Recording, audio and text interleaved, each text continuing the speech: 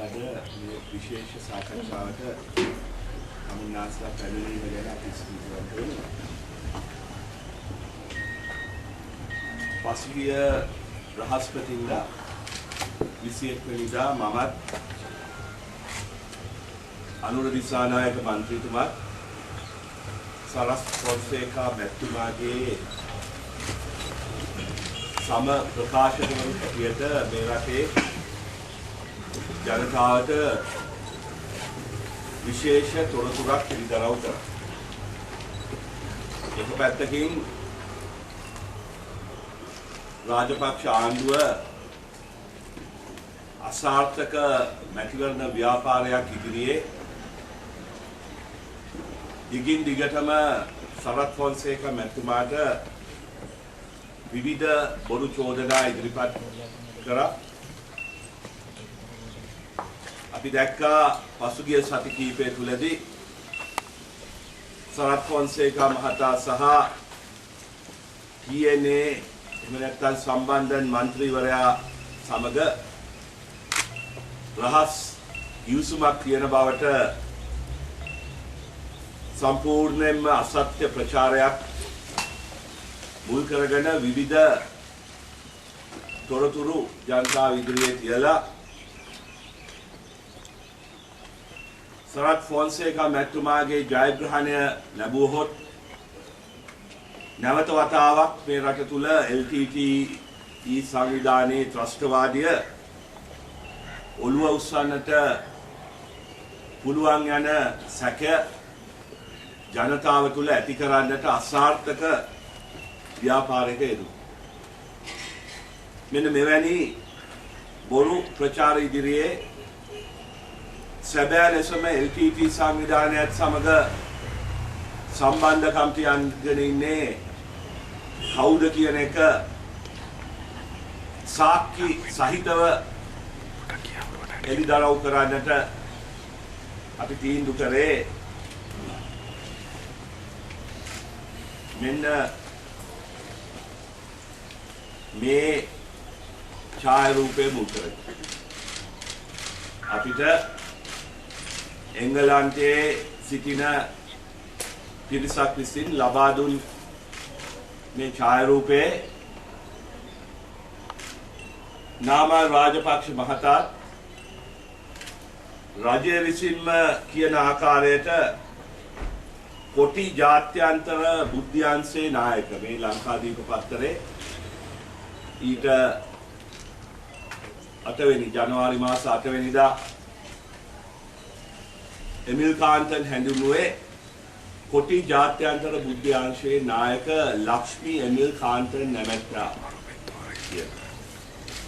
එමනම් මේ ජාත්‍යන්තර කොටි බුද්ධ්‍යංශයේ නායකයාත් තාරුණ්‍යයේ හෙට නායකයා නාමල් රාජපක්ෂත් ඉන්න මේ පින්තූරය අපි ජනතාවට ඉදිරිපත් කරලා නාමල් රාජපක්ෂ මහත්මයාගෙන් නෙමෙයි අපි මේ රටේ අගමැතිවරයාගෙන් මේ සම්බන්ධය පදනම් කරගත්ත ප්‍රශ්න මාලාවක් ඉදිරිපත් කරනවා. විශේෂයෙන්ම ජාත්‍යන්තර බුද්ධ්‍යංශයේ නායකයා හැටියට මේ වෙනකොට එමිල් කාන්තන් මහත්මයා ක්‍රියාත්මක කරනවා නම් විශේෂයෙන්ම අද LTTE සංවිධානය සම්පූර්ණයෙන්ම වගේ නැති කරලා තියෙන මොහොතක එමිල් කාන්තන් සහ KP විතරයි අද ලෝකයේ ජීවත් වෙන අය අතරින් LTTE සංවිධානයේ ගිණුම් කොහෙද තියෙන්නේ කියලා, LTTE සංවිධානයේ ආයෝජන කොහෙද තියෙන්නේ කියලා, LTTE සංවිධානයේ පෙට්‍රල් ෂෙඩ් සුපර් මාකට් කොහෙද තියෙන්නේ කියලා දන්න එකම පුද්ගලයන් දෙදෙනා.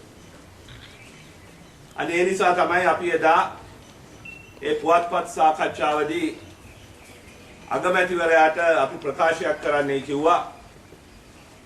විශේෂයෙන්ම නාමල් රාජපක්ෂගේ තාරුණ්‍යයේ හෙටත් ට්‍රාන්ස්පරන්සි ඉන්ටර්නැෂනල් ආයතනයේ විසින් ළඟදී නිකුත් කරපු වාර්තාව අනුව කියවනවා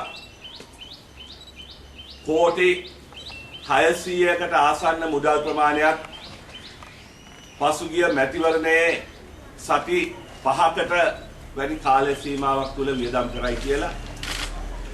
අපි දන්නවා නාමල් රාජපක්ෂගේ තාරුණ්‍ය හෙට ලියාපදිංචි කරේ අවුරුදු 4කට ඉස්සෙල්ලා. ඒක පෞද්ගලික සමාගමක් හැටියට ලියාපදිංචි කරලා තියෙනවා. මේ පෞද්ගලික සමාගමේ ලියාපදිංචි ලිපිනය අරලියගහ මන්දිරයේ කොළඹ 3 මේ පෞද්ගලික සමාගමේ අනිත් අධ්‍යක්ෂකවරයා නාමල් රාජපක්ෂගේ මල්ලි යෝෂිත රාජපක්ෂ නාවික හමුදාවේ ලෙෆ්ටිනන්ට් වරේ. නමුත් අපි මේ ඡායාරූපය තුලින් මෙවැනි විශාල මුදලක් ලබා ගන්න කොහෙන්ද කියන එකට යම් පිළිතුරක් ලැබුණයි කියලා අපි හිතුවා. විශේෂයෙන්ම එමිල් කාන්තන් හරහා අද තාරුණ්‍ය හෙට කියන සංවිධානය කොටි සල්ලි සුදු කරවන ආයතනයක්ද කියලා අපි ප්‍රශ්න කරනවා. අද විවිධ රටවල් වල තියෙන මේ කොටි සල්ලි ලංකාවට ගේන්න බැරි නිසා තාරුණ්‍ය හෙටක් හරහා මේ මුදල් රාජපක්ෂලාගේ වමනාවන් ඉටු කරන්නට උපයෝගී කරගන්නවාද කියලා අපි අහනවා.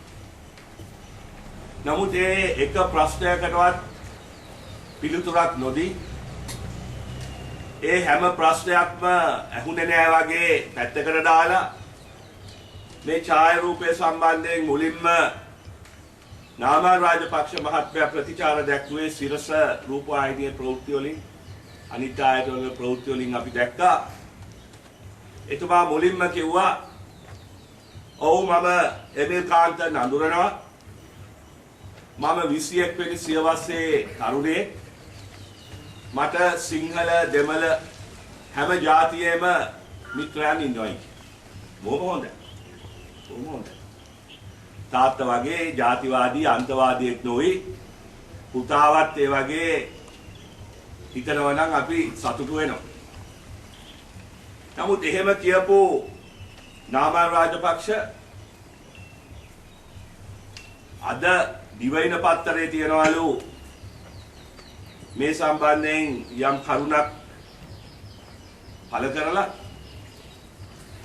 සංගීත සංදර්ශනයකින් පස්සේ නාමල්ගෙන් එමිල්ගේ මේ පින්තූරය ගැන ඇහුවම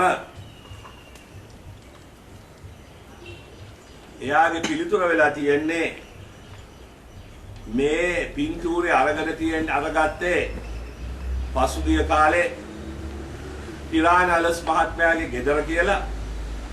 අනිත් එක තිරානලස් තමයි ඔය වගේ දෙමළ කොල්ලෝ යාළුව හැටියට ඉන්නේ කියලා. ඒකෙන් නම් රාජපක්ෂ තාත්තගේම පුතා බව ඔප්පුනා. මොකද එක පැත්තකින් දෙමළ කොල්ලෙක් යාළුවෙක් හැටියට තියා ගැනීමත් වරදක් හැටියටයි නාමල් රාජපක්ෂ අද තියෙන දිවයින ලිපියෙන් පෙන්නලා තියෙන්නේ. අනිත් පැත්තෙන් මම හොඳට අඳුරනවායි කියපු නාමල් රාජපක්ෂ කියනවා නෑ මම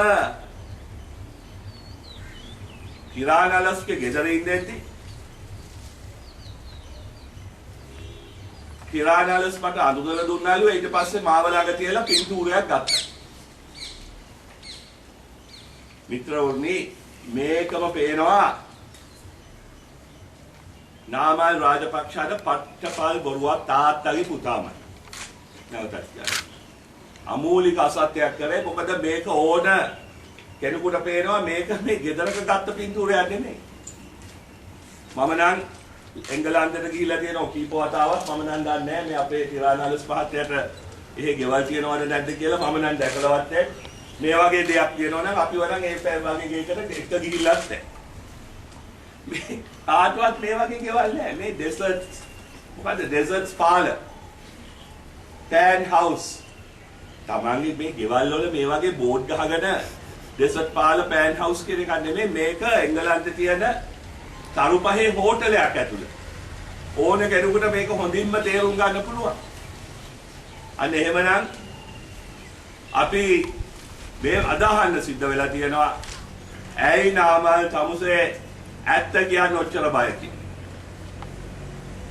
එදා කිව්වා දන්නවයි කියලා අද කියනවා ටිරානරස්ගේ ගෙදරේ කියලා. නමුත් මේ පින්තූර